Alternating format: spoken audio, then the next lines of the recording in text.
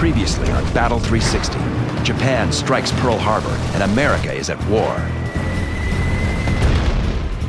The aircraft carrier Enterprise leads the U.S. Navy as it strikes back.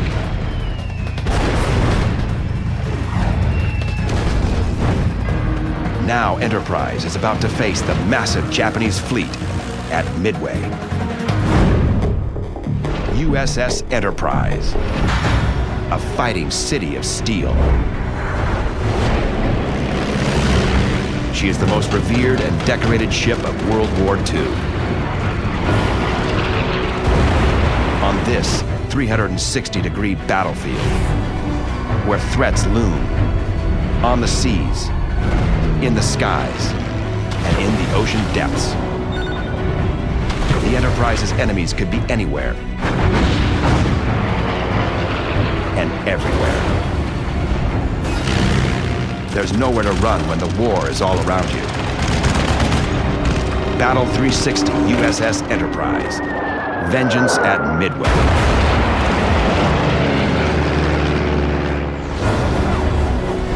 This series is brought to you with limited commercials by the men and women of Enterprise Rent-A-Car. June 4th, 1942, 10:20 a.m. Bombers from USS Enterprise find their target in the middle of the Pacific. They are Japanese carriers Kaga and Akagi, part of an enormous Japanese fleet. Japanese Zero fighters have been distracted with earlier assaults. They tear apart the slower planes, but leave their home carriers unprotected. Perfect prey for the hunting dive bombers of Enterprise. 26-year-old Dusty Cleese spots his target, carrier Kaga. Everything was ideal. We were up about like 20,000 feet, and they were coming towards us. Cleese begins his dive, but all 32 bombers in the squadron plunge at exactly the same time, nearly causing mid-air collisions. To make matters worse, some dive too steeply. Our plane is jerking around, and I don't know what's going on or why. My pilot had the throttle at the firewall just as hard as he could go. I could smell the water. He was just that close. It is payback for Pearl Harbor, and it may be doomed before a single bomb is dropped. The overeager flyboys of Enterprise are looking for vengeance. They are diving into a trap.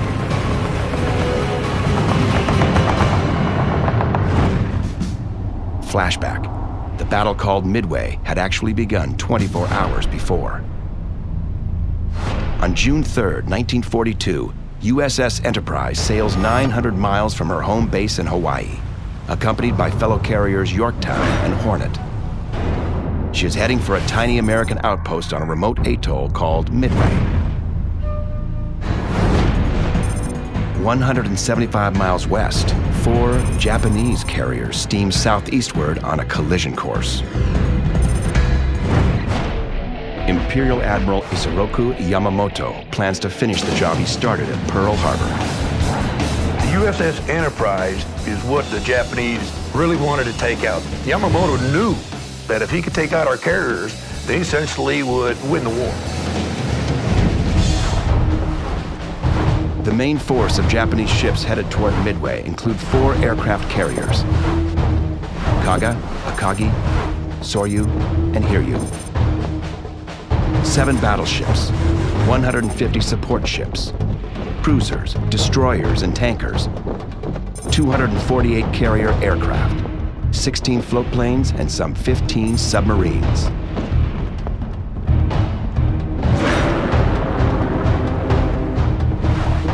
The American Armada is substantially smaller.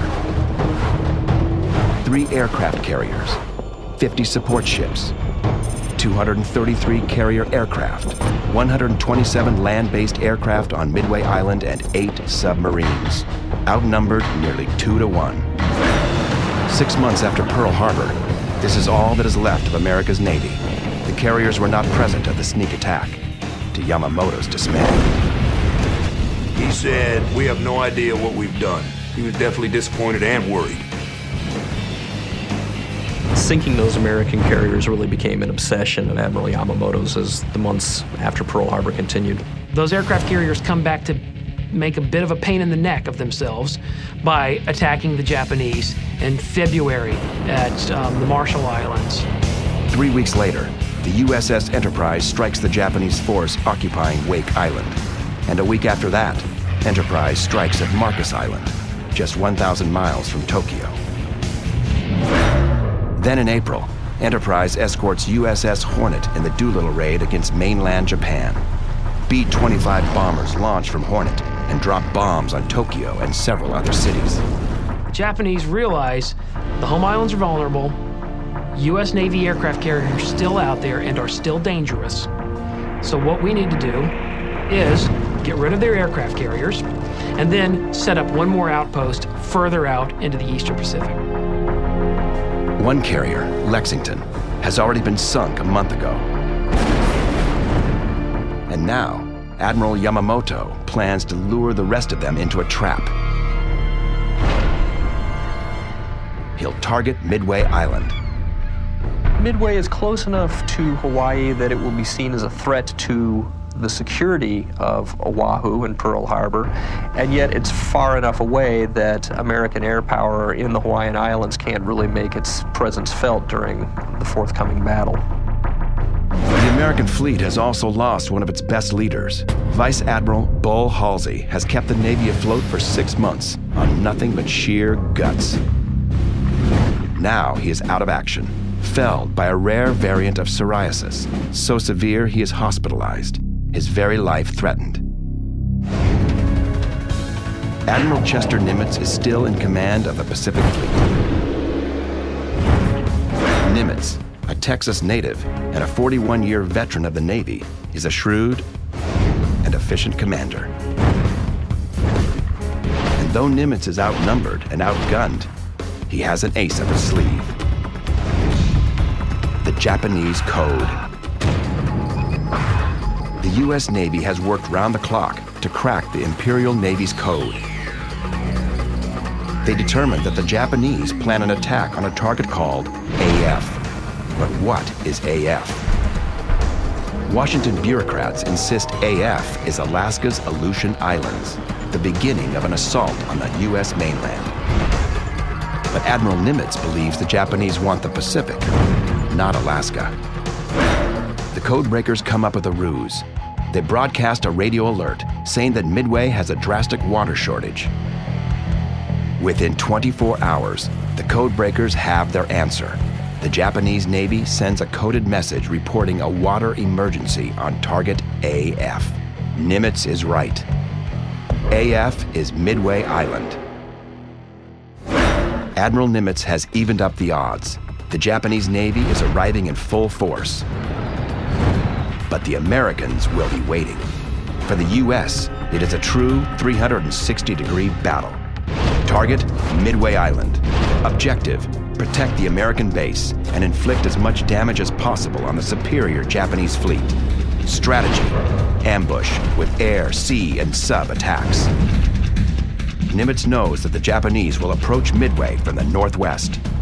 So he sends his aircraft carriers, Enterprise, Hornet, and Yorktown, to a staging point 200 miles northeast of the island.